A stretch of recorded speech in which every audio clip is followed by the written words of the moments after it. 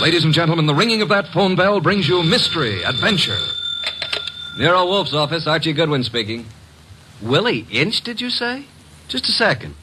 Do you want to talk to a fellow named Willie Inch, which I doubt? No. He says he's got to see you. Got to.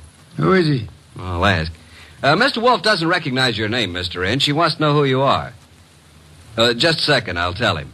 Mr. Inch says he's a sneak thief. He says you never heard of him, but he's heard of you. Should I tell him to get lost? Wait a minute, Archie. Ask him what he wants. Inch, Mr. Wolfe wants to know what you want to see him about. A phony murder rap. Says a phony murder rap. It'd have to be, wouldn't it, Archie? How do you mean? Phony, I mean. Did you ever hear of a sneak thief committing murder if it could possibly be avoided? Yes, Archie. Tell Mr. Inch. I'll listen to his story.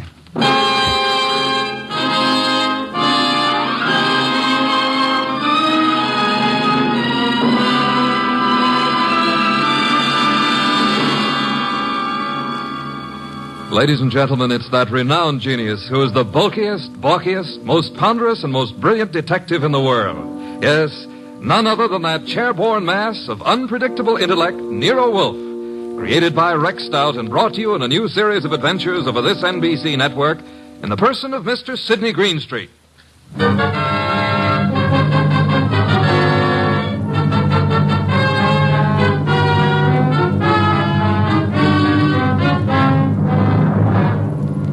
When Mr. Wolfe and I talk about this little difficulty, he calls it the case of Archie Goodwin and how he got hooked. However, I call it the case of the disappearing diamonds. I prefer my title. He prefers his. Anyhow, it started with an improbable character named Willie Inch. That'll be our sneak thief, Archie. Let him in. Okay, boss. Okay? Inch? Yeah. Come in. In there. I'll follow you. Mr. Wolfe, this is your client. Mr. Inch? Yeah. Tall fellow. Must be over 6'6". Sit down. Where? Archie? Here, Mr. Inch. This ought to be comfortable. Well, Mr. Inch? Look, Mr. Wolfe, they're going to claim that I killed a woman I never even touched. And I'm going to fry for something I never even done. All right, Mr. Inch, how did you kill her? I didn't. I never killed nobody in my life. Mr. Inch, you say you're a thief. Can you prove it? I got a record. Why? I was wondering about that bulge in your pocket. Oh, here? It's a silver cigarette lighter, ain't it? I guess it sort of dropped into my pocket as I was going by. You see the way it happened. Never mind, Mr. Inch. Now tell me how you didn't kill the woman for whose murder you will fry. Well, Mr. Wolfe, sir, it was like this. There was a window half open, you see, and I happened to crawl inside the house. But hey, now. Well, Mr. Inch? This is just between us, ain't it? Possibly. How do you mean? Explain, Archie. Mr. Wolfe said possibly. Oh. Well, okay. So I happen to find myself in the bedroom, see? So I happen to sort of roam around, and I hear there's like a party going on. You know, people and music. So I lock the door. So go on. Let him tell it his own way, Archie. Well, Mr. Inch? So that's the mistake I make. The mistake? Maybe I leave my fingerprints on the door. So? So later, a dame gets herself knocked off in the same room, and they look for fingerprints, and they find mine. I'm it. That's all. I got a record. So the chair. I see. Pitiful case, isn't it, Archie? Very, very mournful. Inch. Yes, sir. I presume you came away with some souvenirs? Oh, nothing. It wasn't worth the trouble. You know, just odds and ends, junk. Have you got the junk with you? Yeah. Let me see. Here. Cigarette case, platinum. Lighter, gold. Vanity case, gold. That's all? Positively. Junk, the man says. I promise nothing, Mr. Inch, but it might be better if you told the truth. Me? You. Oh, well. One square-cut emerald ring. I just happened to find it. Here's something more. A pewter ashtray. Look, the room is dark. I can't see. Piles of coats under beds and hats and handbags. I take what I find. Why didn't you turn on the lights? One of these big standing lamps. You know what I mean. Go on. I bump into it, and it scares the living... it scares me. So? I turn the switch. It don't work. Archie. That sounds like the law, boss. The law. Stay right where you are, Willie. May I suggest that there is a way to find out, Archie? Okay. We don't want any. Good morning, Goodwin. You remember me, your old friend, Inspector Kramer? 2 gentlemen with me are also with the department, Pearlie and Ostrakovich. May we come in? What do you want? We want a murderer, and we want some rocks worth $250,000. Does that answer your question? What makes you think you'll find all those goodies here? Come in, men. We know Willie Inch is here. Where is he? Now, just a second. We're coming with you, Goodwin. Okay, Inspector, come along.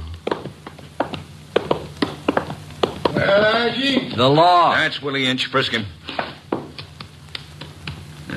No weapons? Okay, just put the cuffs on him. Inspector Kramer. Oh, yes. Hello, Wolf. I want to tell you something about this man whom you and your men have so bravely captured in my office. You don't need to tell me about him, Wolf. We know about him.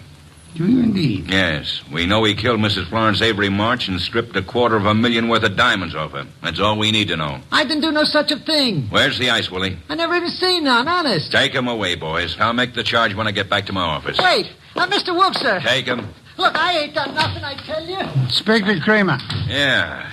We're going to have a little talk now, aren't we? If necessary. How do you mean? Explain, Archie. Mr. Wolfe means you're going to have a little talk, if necessary. Very funny. I will now draw up a chair and show you why it's necessary. In the first place, $250,000 worth of diamonds makes it necessary. Archie, if you please, a bottle of beer. Okay.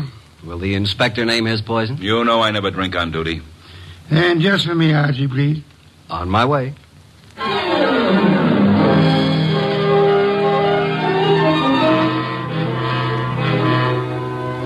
While I opened a bottle of imported beer, it occurred to me that I had something to be grateful for. At least I wasn't in Willie Inch's enormous shoes. And as I went back to the office, I had time to wonder why Mr. Wolfe would stick his fat neck out for a no-good like Willie. Thank you, Archie, and sit down, Archie.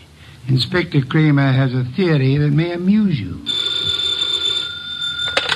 Nero Wolfe's office. It's for you, Inspector.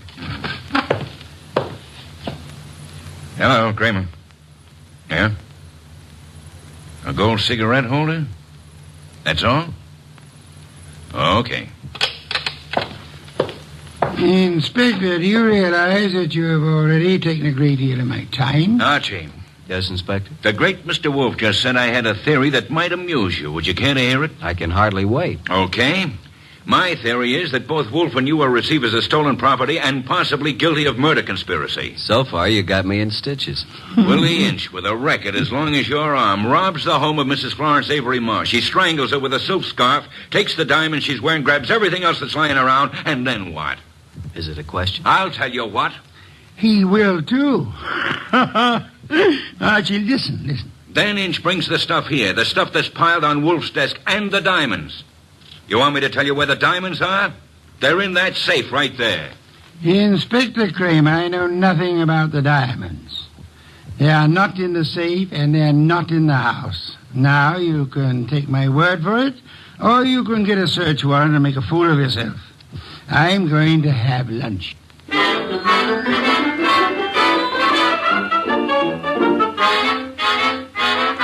By 2 o'clock, the newspapers were full of the murder of Mrs. Florence Avery March. The suspect was already in custody, caught at the home of Nero Wolfe, well-known private investigator. Some of the stolen jewelry had been recovered, but not the diamonds. Then we had a visit from Mr. Anson Stark, who had opened Mrs. March's door and found her dead. Stark was a big athletic guy of about 30 or so, with the large, capable hands of a surgeon or a laboratory worker. He seemed annoyed at the inconvenience we caused him, but that was only natural. That's the story, Mr. Wolfe. I don't see how I can add anything more to it. You had known Mrs. March for several years, huh? Casually. When you broke the door open, was it difficult? Not very. You were the first into the room? There were 3 or 4 of us. We pushed in together. You saw the body of Mrs. March immediately? She was lying across the bed that was heaped with coats and hats and handbags. You knew she was dead? Of course not. In fact, somebody else discovered that she had been choked to death. And who discovered that the diamonds were gone? I don't know. I didn't. Were there many diamonds, Mr. Stark? No, just a few, but big ones. She wore them on a pendant around her neck. Mr. Stark, I want to thank you again for having been so patient. I have been patient, Mr. Wolfe. I have my own business to attend to. Which is? Oh, I have a small but hopeful enterprise. Electronics, tubes for radio and television, mostly experimental. Well, that reminds me, Mr. Stark. When you entered the bedroom, was the light on or off? Let me see. Of course, it was on. It must have been on. Why? Just curiosity, Mr. Stark. Oh? Anything more? That's all, except thank you for coming here. Archie, will you take Mr. Stark to the door?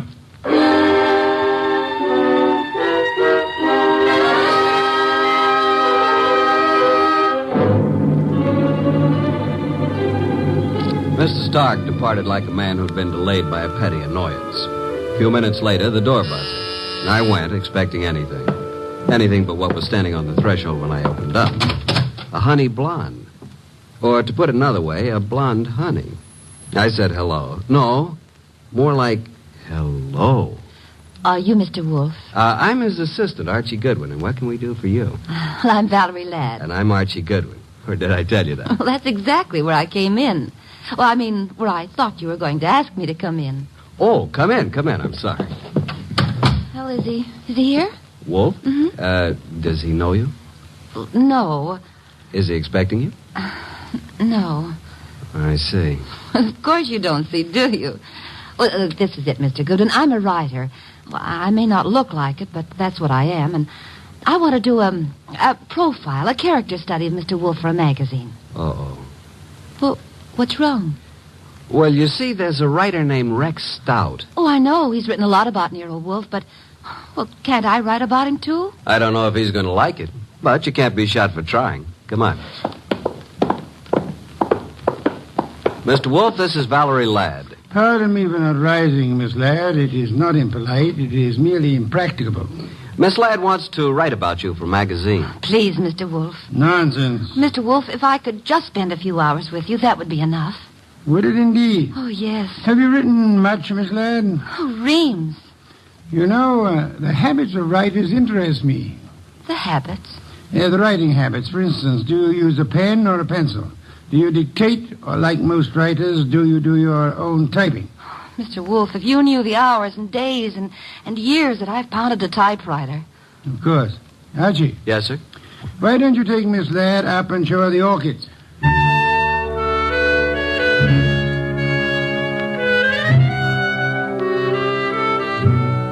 You never know about Nero Wolfe. At least I never do. This was something I would have bet against 1,000 to 1. Couldn't understand it. But I certainly couldn't complain. Archie, look at this one. Oh, did you ever see anything so gorgeous? Very pretty. They're all just beyond belief. Yeah? But you're not even looking at them, Archie. What? Oh. Archie, are you always like this? What do you mean like this?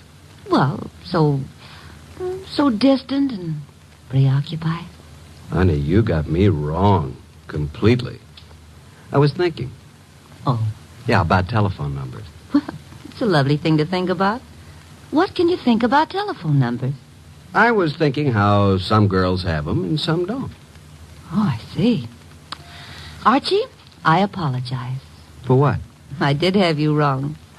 You're not a bit distant. I can be a lot closer than this, honey. What is it? What's what? The number. Oh, well, it's in the book. Yeah? I wonder. Sound as if you don't believe me. Oh, I believe you, but here's a telephone book here. Let's look it up together, shall we? Archie. Yeah. I'm afraid I lied to you. I was afraid of that, too. Are you angry? Well, I can take no for an answer, honey. Even when it's hard to take. Archie, I've changed my mind. I want you to have my number. And I want you to use it, too. You know, honey, I'm beginning to take an interest in this dialogue. Let's have it. Okay. Olympia 93659. And a very, very pretty number it is. Valerie Ladd, 2 D's? Mm-hmm. Olympia 93659. Honey blonde, gorgeous, spelled gorgeous. There. What are we doing tonight, Olympia 9? And I said that you were distant and preoccupied. We were talking about tonight. All right, Archie. Yes, I'd love it. Oh, these orchids, they're really beyond belief. And you won't even look at them. True. I'm too busy looking at you. Well, how do I look, Archie? Beyond belief, honey. Beyond belief. Well, there goes the Goodwin luck again. It's a house phone, partner. Mm-hmm. Yes, sir. Okay. He wants us to come down. Archie, Yes, dear. even if he says no, we still have a date? Honey, though the heavens fall.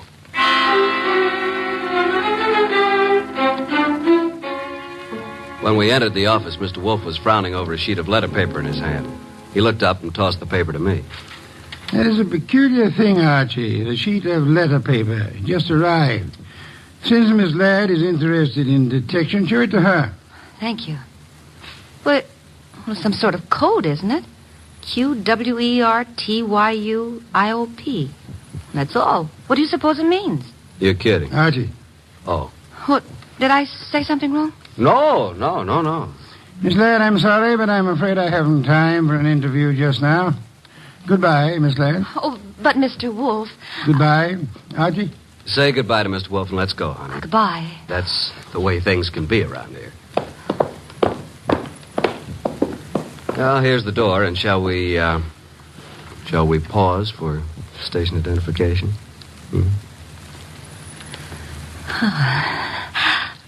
I'll wipe it off, Archie. There. Thanks. What happened, Archie? Yes, indeed. Yeah, Mr. Wolfe, I mean. Oh. Why did he suddenly want me to go? Well, I'll tell you, though I don't know whether I should. That code message he showed you? Yes. QWERTY up. You remember. Yeah, sure. Because I use a typewriter. From left to right, it's the first bank of letters on any typewriter. I see. It was a test. Yeah. And you flunked it, baby. You're no writer. Archie, I can explain Sure. Tonight. Tonight, Archie.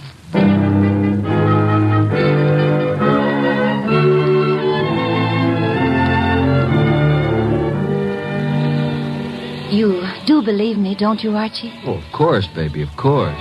Well, it's just that I was there at the party, when poor Florence was murdered. Then I read in the paper about, how they caught the man at Nero Wolfe's. And I always wanted to be a writer, so I thought if I could get an exclusive interview that would be a good way to start my career, wouldn't it? Yes, it would. Pardon me a second, will you, Valerie? I got to make a phone call. There's a booth. It'll only take a minute or two.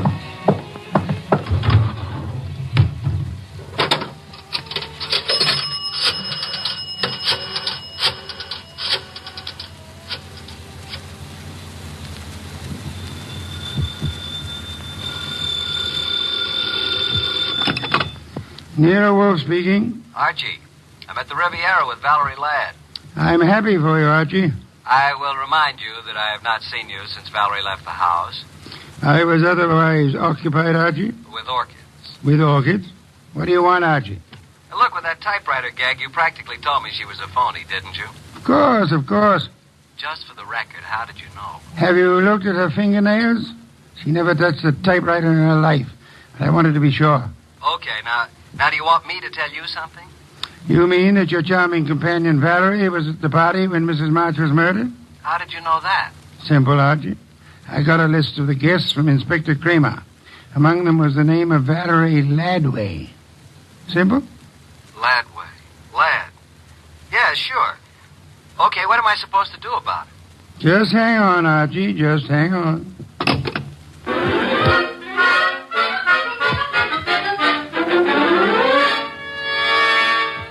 I went back to the honey blonde, the beautiful phony Valerie Laddway. I went back to the table where she should have been, but she wasn't there. I sat down and waited. Looked at my watch, 11:24. 11:32, no Miss Laddway. 11:45, I finally realized that not only Valerie, but her coat and bag were also absent. I called the waiter. Yes, sir? What happened to my friend? The young lady left some time ago, sir. Okay, give me the bill. She paid it, sir. She did? Yes, sir. In fact, she said you gave her the money for it. Yeah? Wait a minute. Well, I didn't know it, but she is certainly right.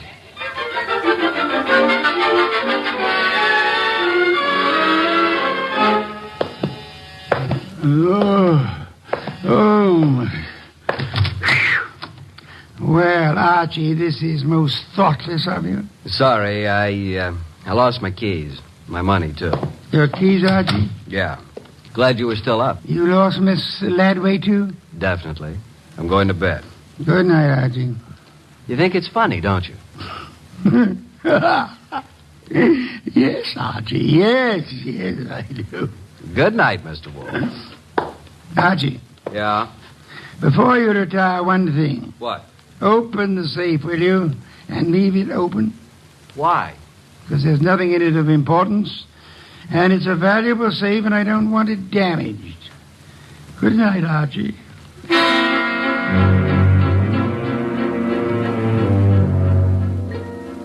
At about 2 o'clock in the morning, I thought I heard a noise. I got up, put on the rest of my pajamas, picked up my gun, and went down to the office. The man had his head in the safe, and everything was scattered all over. I stepped inside the door. Put your hands behind your back and stand up. Huh? Okay. Now, just what are you after, Bud?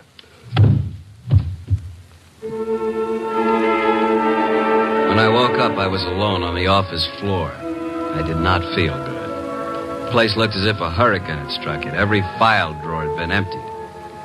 I felt a draft from somewhere. Got to my feet, trying not to joggle my head too much. There was the front door standing open. I closed it gently. Then very, very gently, I groped my way to the kitchen for ice, water, and towels. Archie. What? Oh, didn't you hear me scream? No. Is it bad? It's better. You're angry, aren't you? Nuts. What, Archie? I said nuts, Mr. Wolfe, nuts. I'm sorry about what happened, Yeah, you expected it. but I didn't expect you to be caught by somebody behind you. You must have known there would have been two of them. Now, how would I know that? How? Think of Mr. Ladway's delicate hands. Do you believe she intended to open the safe herself? You think she stole my keys and so on. Well, let me tell you... Hey, wait.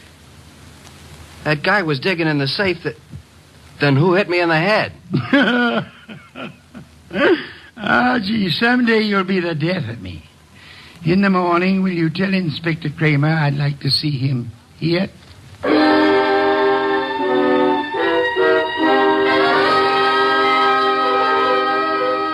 Fuming and protesting, Kramer arrived about 1:30. When I let him into the office, Mr. Wolfe was gazing thoughtfully at the ground floor plan of the house of the late Mrs. Florence Avery March. We'd gotten it from the original architects. Wolfe looked up and almost smiled. Thank you for coming to me, Inspector. You know how difficult it is for me to come to you. Okay, what's up? I take it you haven't found the diamonds. No, not yet. We'll break Inch down, though. Don't think we won't. Oh, I'm sure. But this is what I want to ask you, and it's quite serious. Okay, all right, what? After the body was found, your men arrived at the house before anyone left. Right. And before anybody was allowed to go, every person was searched thoroughly. Nobody could have gotten a pin or a needle out of that place. I know something about police methods, and I believe you. Now, how thoroughly did you search the house itself? Wolf, look. We've got that floor plan you're studying now. There are no hidden closets. Every square inch of that house has been examined. The diamonds aren't there. Willie Inch killed the dame and snatched the diamonds. What he did with them, we'll find out. Possibly. Goodbye, Inspector. At approximately 3:15, the postman arrived with an envelope for me. The envelope contained my keys, the bill from the Riviera, and the money left after the check was paid. At approximately 5:07 p.m., I discovered that Wolfe had been using the telephone all by himself. He explained. He was going to have a party. He had invited all of the guests who were at Mrs. Florence Avery March's somewhat fatal party, including Anson Stark, Willie Inch, and Valerie. Nero Wolfe, the natural-born ham, he made an entrance that would have been worthy of Queen Victoria in her heavier days. He sat in his oversized throne behind his oversized desk and beamed at the peasants. Valerie moved toward me. I'm sorry, Archie, but you must know why I did it. Why? Well, you said I wasn't a writer. I wanted to prove that you weren't a detective. Did you take the stuff while we were dancing? I could have, couldn't I? You could have bumped me on the head last night, too, couldn't you? Oh, Archie. Let it go. It was humiliating, though. Ladies and gentlemen, I'm sure you realize the purpose of this party. We want to know who killed Mrs. March and what became of her diamonds. Mr. Inch. Yeah? When you visited the room where the body was found, the room was dark? The bulb was burned out. I tried to turn it on. If there had been a body on the bed, would you have seen it? Maybe. With all those coats, maybe not. Sir. Mr. Stark? Yes, I said the light was on. Perhaps I was wrong. What of it? You're engaged in the manufacture of tubes for radio and television, huh? I told you that. Inspector Kramer. Yeah, what? A light bulb was found in the wastebasket in the room where Mrs. March died. Yeah. Like you said, we tried the bulb in the socket and it worked. So what? One more question. Does anybody remember whether Mr. Stark was carrying a bundle or a package under his arm when he arrived at Mrs. March's party? Oh, I do, Mr. Wolfe. I think he had a box of flowers. That's true. I did bring flowers. No, Mr. Stark. That box contained 2 parts of a light bulb and some adhesive. During the party, you strangled Mrs. March, put the diamonds into the light bulb, assembled the thing, and screwed it into the lamp socket. Archie, stop him.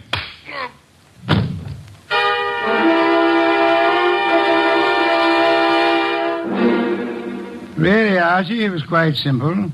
Light bulbs are only a stem glass bowl and a brass sheath. Yet nobody, including the police, would think of looking inside one.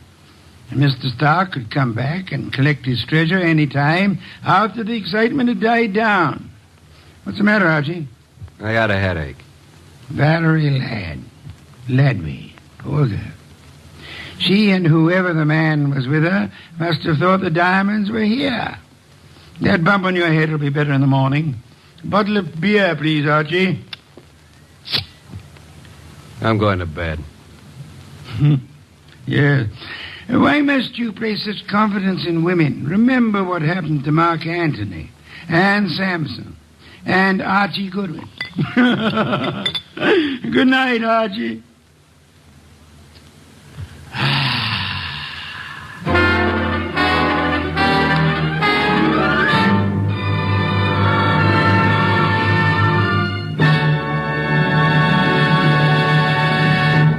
You have been listening to The New Adventures of Nero Wolfe, starring Sidney Greenstreet. Tonight's transcribed story by Mindred Lord was based on the characters created by Rex Stout, produced and directed by J. Donald Wilson. This is an Edwin Fadiman production. In the cast were Harry Bartell as Archie Goodwin, and G.G. Pearson, Bud Heaston, Gray Stafford, Dick Ryan, and Bill Johnstone.